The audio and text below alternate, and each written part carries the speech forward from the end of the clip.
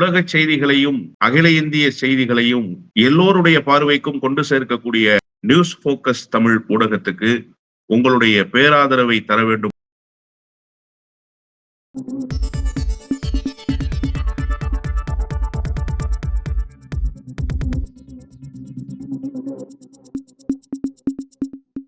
வணக்கம், இது news focus Tamil. இன்றைக்கு நம்முடன் அரசியல் பேச இணைந்திருக்கிறார் திராவிட இயக்க சிந்தனையாளர் திரு வல்லம் பஷீர் அவர்கள். சார் வணக்கம். வணக்கம். மோடியுடைய ஒரு கனவு திட்டமா இருக்கக்கூடிய ஒரே நாடு ஒரே தேர்தல், இந்த விஷயத்த பார்லிமெண்ட்ல இந்த அவையில கொண்டு வந்திருக்காங்க, அதை கவனிக்கிறோம். இப்ப இந்த கூட்டத்தொடர்ல கொண்டு வந்த அந்த விஷயத்துல பாத்தீங்கன்னா அதுக்கான ஓட்டெடுப்பு நடந்தது.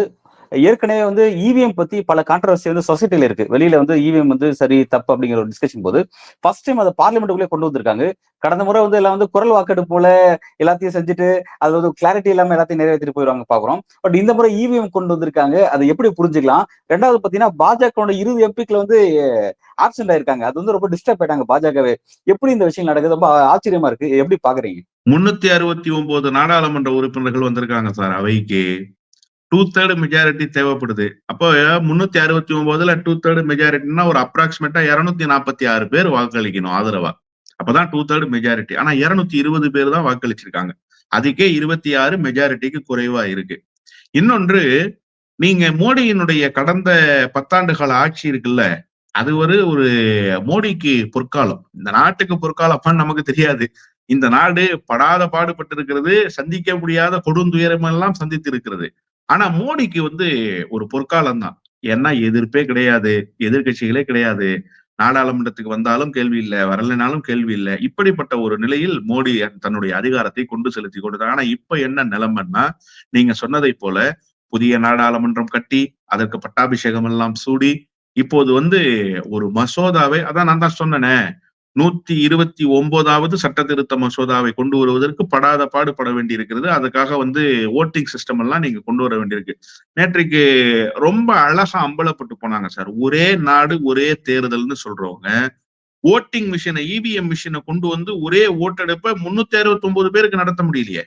ஏன் நடத்த முடியல? அப்ப இப்படி எல்லாம் ஒரு சூழல் வராது அப்படின்னு நீங்க நினைச்சுக்கிட்டு இருந்தீங்களா?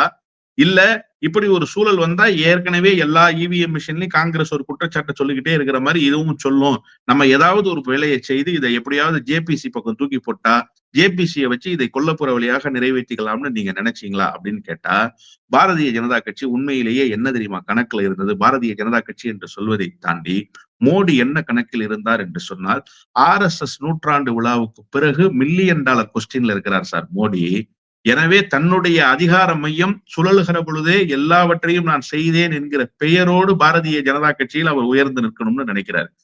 ஏன் அவருக்கு தெரியாதா? நிச்சயமாக ஜாயிண்ட் பார்லிமெண்டரி கமிட்டிக்கு போன ஏற்கனவே வக்பு சீர்திருத்த மசோதாவை போல இந்த மசோதா போகும்னு அவருக்கு தெரியாதா? ஏன் அதை தெரிந்தும் கொண்டு வந்தார்? நான் முயற்சியெல்லாம் எடுத்துட்டேன், முயற்சி என்னுடையது, அதை செயல்படுத்த முடியுமா முடியாதான்றத நேற்று ஒரு செய்தியை அண்ணன் TR பாலு பேசுகிற போது பேரவைத் தலைவர் சொன்னார். நீங்க பாத்தீங்களா? பேரவைத் தலைவர் அவர்களே, நாடாளுமன்றத்தினுடைய மரபுக்கு மீறியதாக இந்த செயல்பாடுகள் அமைந்திருக்கு. வந்திருக்கிறதுலயே 2/3 மெஜாரிட்டி இல்ல.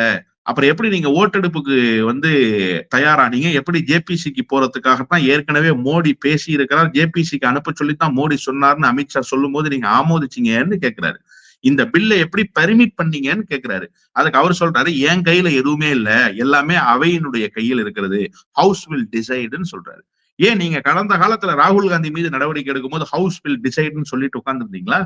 அப்ப மட்டும் உங்களுடைய அதிகாரம் செல்லுபடியாச்சே. இப்ப ஏன் செல்லுபடி ஆகலைன்னா, இதுதான் மோடியினுடைய வெளிப்பாடு. மோடியினுடைய அதிகாரம் செல்லுபடி ஆகாதுன்னு தெரியும்.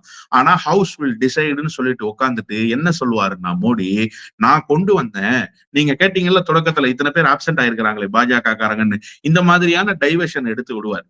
இவங்க எல்லாம் ஆப்சென்ட் ஆனாங்க, இவரு வரல, அவரு சொல்லல, இது அவையில எடுபடாம போச்சு, நான் முயற்சி எடுக்காமலா இருந்தேன், நான் மைனாரிட்டி அரசாக இருந்த போதும் முயற்சி எடுத்தேன், பாஜகவினுடைய எல்லா கொள்கை கோட்பாடுகளையும் சட்டமாக்க வேண்டும் என்றுதான் நான் முனைந்தேன், நான் எந்த வகையில் தவறு செய்தேன் தன்னை பரிசுத்தமானவராக காட்டிக்கொள்ள வேண்டும் என்பதற்கான முயற்சியில் தான் அவர் இயங்கி இருக்கிறார் என்றுதான் புரிந்து கொள்ள வேண்டியிருக்கிறது. இல்ல, இப்ப RSS கனவு திட்டங்கள் சொல்லி பல விஷயங்கள் இருக்கும். அதெல்லாம் அவர் செஞ்சாரு. இப்ப ராமர் கோவில் விஷயமா இருக்கட்டும், யூசிசி விஷயத்தை இம்ப்ளிமெண்ட் பண்ற விஷயமா இருக்கட்டும், 370 இருக்கட்டும், இதெல்லாம் புரிஞ்சுக்க முடியுது.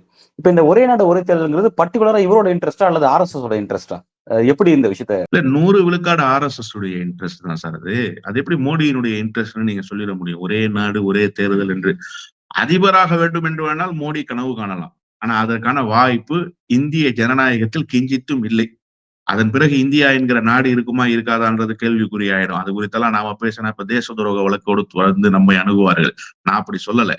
அதிபர் என்கிற அந்த நிலைக்கு வர முடியாது. ஆனால் மோடி அதிபர் என்கிற நிலைக்கு வந்தால் அவருடைய சொந்த முடிவு. ஒரே நாடு ஒரே தேர்தல் என்பது RSS தான். நீங்க ரொம்ப அழகா ஒரு செய்தியை சொன்னீங்க. RSS செயல் திட்டங்களை எல்லாம் மோடி செய்திருக்கிறாரு அப்படின்னு சொல்லி. ஆனா இங்க இருக்கிற பிரச்சனை ஒன்று நம்ம நுட்பமா அணுக வேண்டியிருக்கு. மோடி செய்தார். புகழ் யாருக்கு கிடைத்தது? அதை நீங்க பாருங்க. வாஜ்பாய் ஆட்சி காலத்தில் RSS உடைய சில அஜெண்டாக்கள் நிறைவேற்றப்பட்டன என்பது யதார்த்தமான உண்மைதான். ஆனா அந்த புகழெல்லாம் RSSக்கு போய் சேர்ந்தது. மாநிலங்களில் பாரதிய ஜனதா கட்சியினுடைய அதிகாரத்தை வைத்துக் கொண்டு யோகி ஆதித்யநாத் போன்றவர்கள் ஏனைய முதலமைச்சர்கள் செய்ததெல்லாம் RSSக்கு போய் சேர்ந்தது. அயோத்தியில ராமர் கோயில் கட்டினதனுடைய புகழ் மோடிக்குள்ள போய் சேர்ந்தது. RSSக்கு போய் சேர்ந்தது. அதனுடைய நாயகனாக மோடி அல்லவா வெளிப்பட்டார். மோடி அல்லவா புகழினுடைய உச்சத்தில் கொண்டு வந்து நிறுத்தி வைக்கப்பட்டார். அதே மாதிரி சிறப்பு அந்தஸ்து, காஷ்மீருக்கான சிறப்பு அந்தஸ்து ரத்து செய்யப்பட்ட போது RSS உயிர் கொள்கை நிறைவேற்றப்பட்டது என்ற பேச்சு எழுந்தது. ஒட்டுமொத்த ஊடகங்களும் மோடியை அல்லவா போர்ட்ரேட் செய்து பேசினார்கள். மோடியை அல்லவா ஆராதித்து மகிழ்ந்தார்கள். இதையெல்லாம் RSS பார்க்குதில்ல. இண்டிவிஜுவல் செல்வாக்குங்கிறது கூட இல்ல RSSல. அது ஒரு புறம் வச்சிருவோம், ஓரமா இடது பக்கத்துல வச்சிருவோம். ஆனா மிக முக்கியமாக தனிநபர் செல்வாக்கு பெறுவதை RSS எப்போதும் விரும்புவதில்லை. தனி மனிதனை விட சித்தாந்தம் பெரிது என்கிற நினைக்கிற இயக்கம். அதுதான் அந்த இயக்கத்தினுடைய வெற்றியின் தாரக மந்திரம்.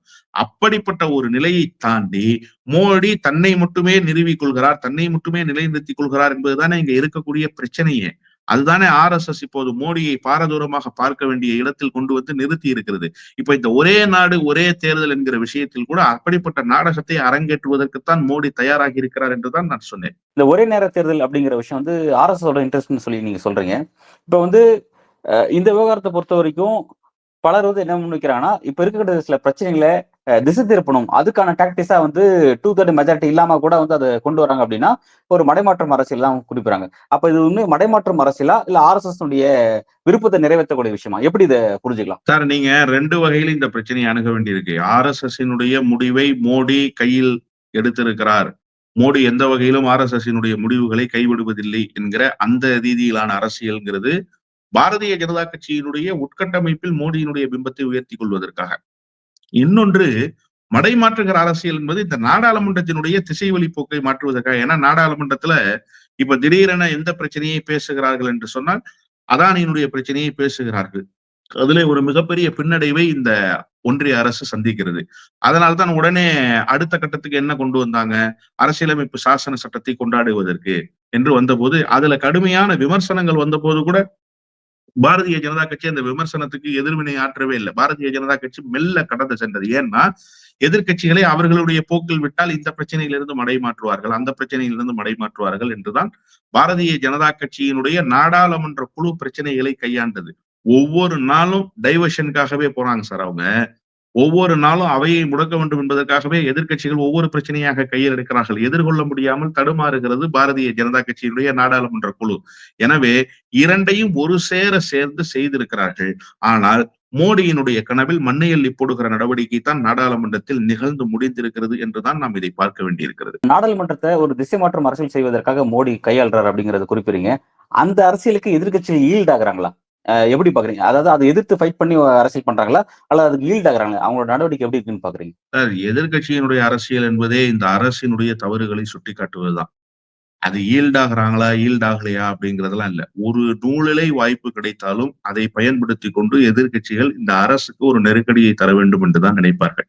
அதிலும் நீங்க எதிர்கட்சி மனநிலையிலிருந்து இந்த பிரச்சனையை நம்ம நியூட்ரலா பேசுவோம். காங்கிரஸ் என்பதற்காக தங்க ஊசி என்று கண்ணில் குத்திக் கொள்ளவும் முடியாது.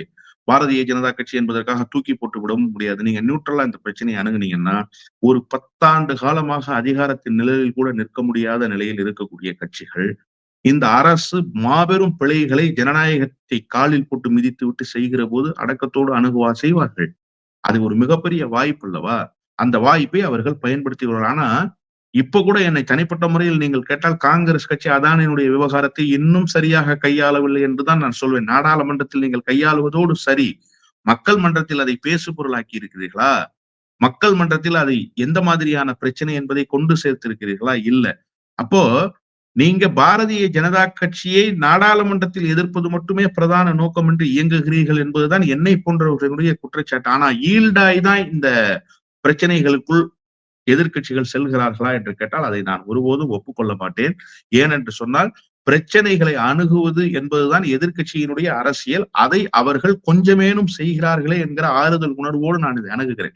ஈல்டாய் போய் அணுகுறாங்களா அப்படின்னு சொல்லிட்டா உடனே அவர்களுக்குள் அந்த ஒரு தாழ்வு மனநிலை வந்து அப்ப நான் ஈல்டாயிடக்கூடாது, இந்த மாதிரியான ஒரு சூழலுக்கு தள்ளப்பட்டு விடக்கூடாது என்ற நிலை அவர்களுக்கு வந்தால் இந்த பிரச்சனையை கூட அட்ரஸ் பண்ணாம போயிருவாங்களோங்கிற கவலைப்பாடு என்னை போன்றவர்களுக்கு இருக்கிறது. எனவே அதனால் அவர்கள் ஈல்டாகி இருக்கிறார்கள் என்கிற அந்த வார்த்தைக்குள் அவர்களை சுருக்க நான் விரும்பவில்லை என்பதுதான் யதார்த்தமான உண்மை. அடிப்படையில இந்த ஒரே நாடு ஒரே தேர்தல் விஷயம் அப்படிங்கிறது அந்த பேருக்கு பொருந்தாம தான் இருக்கு. ஏன்னா ஒரே நாடு ஒரே தேர்தல்ங்கிறாங்க. நாடாளுமன்ற சட்டமன்றத்துக்கு ஒரு நேரத்தில் தேர்தலும், பிறகு 100 நாள் கழிச்சு உள்ளாட்சி மன்ற தேர்தல் அப்படிங்கிறாங்க. பேரே வேற மாதிரி தான் இருக்கு. Right, okay. பட் இந்த விஷயத்த ஒரு டைவர்ட்டிங் பாலிடிக்ஸா மோடி பயன்படுத்துறாரு, அல்லது RSS விருப்பத்தை நிறைவேற்றணுங்கிறத பயன்படுத்துறாரு அப்படின்னு பல காரணம் சொன்னாலும், இதனுடைய பின்னணியில மோடியுடைய அரசியல் எதிர்காலத்துக்கு சில சிக்கல் இருக்கு இந்த விஷயத்தை நிறைவேற்றுவதன் மூலமா அப்படிங்கிற ஒரு பார்வையும் அரசியல் விமர்சகர்கள் முன்வைக்கிறாங்க.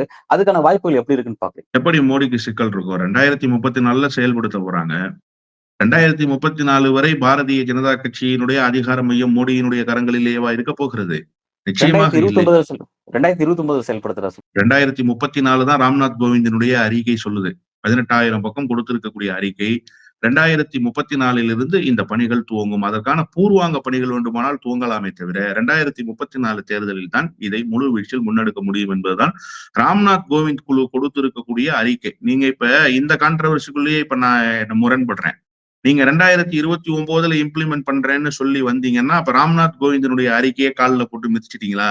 அப்புறம் ஏன் அந்த 18,000 பக்கம் அறிக்கையை நீங்க வாங்குனீங்க? செலவினங்கள் கூடுகிறதா குறைகிறதான்னு ஒரு ஆய்வை மேற்கொண்டீங்களே, திரௌபதி முர்மு அம்மையார்ட்ட கொண்டு வந்து அவர் கொடுத்தாரு, அந்த அறிக்கை சொல்றதை நீங்க கேட்கலையாங்கிற கேள்வி இருக்கு. 2034 தான் இலக்கு. எனவே அதை நோக்கி நகருகிற போது இந்த அதிகார மையம் மோடியினுடைய கையில் இருக்கும் என்று யார் கருதினார்கள்? மோடியே கருத மாட்டார். அப்படி கருதுவார் என்று சொன்னால் மோடி அரசியல் பாஜகவுக்குள் தெரியாமலேயே நகருகிறார் என்றுதான் பொருள் கொள்ளப்படும். எனவே அவருக்கு அப்படியான நோக்கம் இருப்பதாக நான் கருதிடவில்லை. அதே நேரத்தில் மோடி எல்லாவற்றையும் செய்து முடித்து விட்டு போனார். மோடி RSSனுடைய அத்தனை கொள்கை கோட்பாடுகளையும் செயல்படுத்தி விட்டு போனார் என்கிற பெருமையோடு அவர் திகழ வேண்டும் என்று மோடி நினைக்கிறார். ஆனால் மோடியினுடைய அதிகாரம் கைமாறி போனதற்கு பிறகு மோடி கொண்டு வந்த எதையுமே RSS பேசாது.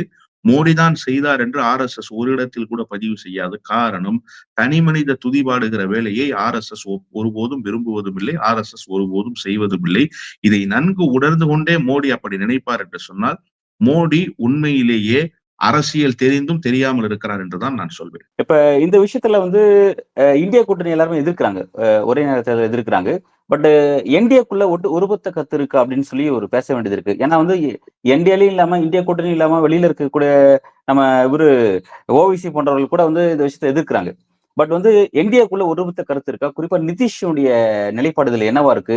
ஒரு சைலண்ட்ல இருக்காரு, அது அந்த பேட்டர்ன் அது எப்படி இருக்குன்னு பாக்குறீங்க நிதிஷ் அரசியல்? சார் அதுல சந்திரபாபு மட்டும்தான் சார் அன்கண்டிஷனல் சப்போர்ட்னு சொல்லியிருக்காரு. காரணம் என்னன்னா ஏற்கனவே அவர் தன்னுடைய மாநில தேர்தலை அப்படித்தான் சந்திக்கிறார், நாடாளுமன்ற தேர்தலோடு சேர்த்துத்தான் சந்திக்கிறார். அதனால இதனால நமக்கு என்ன பெரிய இடர்பாடுன்னு நினைக்கிறார். ஆனா மாநில சுயாட்சியின் பக்கம் நின்று அவர் யோசித்தால் அது தவறு என்பது அவருக்கே புலப்படும். ஏனென்று சொன்னா மாநிலத்தினுடைய அதிகாரங்களை இது பறிக்கிறது. உள்ளாட்சி தேர்தல் என்பது மாநில கட்டுப்பாட்டுக்குள் வருகிறது. அதனுடைய அதிகாரத்தை பறிப்பதை அவர் உணராமலே இருக்கிறார். ஆனால் நிதிஷ்குமார் ஒரு கனத்த மௌனத்தோடு இருக்கிறார். நிதிஷ்குமார் மௌனம் கலைக்கிறவரை இதில் என்ன நினைக்கிறார் என்பது நமக்கு தெரிய போவதில்லை. ஆனால் நிதிஷ்குமாரும் ஆதரிக்கிற நிலைக்கு வருவார். சும்மா நம்ம பாட்டில நிதிஷ் எதிர்த்துருவாரு, நிதிஷ் ஒப்புக்கொள்ள மாட்டார் என்றெல்லாம் பேசுவதற்கு தயாராக இல்லை. ஆனால் எதற்காக கனத்த மௌனத்தோடு இருக்கிறார் என்கிற அரசியல் லாபக நட்ட கணக்கு அவருக்கு மட்டுமே தெரிந்தது. அவர் மட்டுமா இந்த ஆதரவு நிலைப்பாட்டை எடுப்பார் என்கிற யூகத்தை கணிக்கிற இடத்தில் இருக்கிறார். ஏற்கனவே நவீன் பட்நாயக் என்ன செஞ்சிருக்காரு? நீங்க ஒய்எஸ்ஆர் காங்கிரஸ் 2 பக்க கூட்டணியிலும் இல்ல, ஒய்எஸ்ஆர் காங்கிரஸ் ஆதரிக்குது. ஏன்னா இவங்க எல்லாம் தேர்தலை ஒரே நேரத்தில் சந்திக்கிறவங்க சார். இவங்க மாநில சுயாட்சி பற்றி சிந்திக்காமல் தேர்தல் பற்றி மட்டுமே கணக்கிடுகிற காரணத்தால் இவர்கள் எல்லாம் நிற்கிறார்கள். ஆனால் நிதிஷ்குமார் அப்படி நிற்க மாட்டார் என்று நாம் கருதினாலுமே கூட அட்லாஸ்ட் பாரதிய ஜனதா கட்சியில் ஈல்டாகி போய் அரசியல் செய்யற உங்களுடைய வார்த்தையை பயன்படுத்த வேண்டும் என்று சொன்னால் வேறு வழி இல்லாமல் அந்த கட்டத்தில் நிதிஷ்குமார் நிற்பார். எனவே நிதிஷனுடைய ஆதரவும் என்டிஏவுக்கு கிடைக்கும். நல்லது சார், விரிவான உரையாடல். உங்க நேரத்துக்கு கருத்துக்கு மிக்க நன்றி.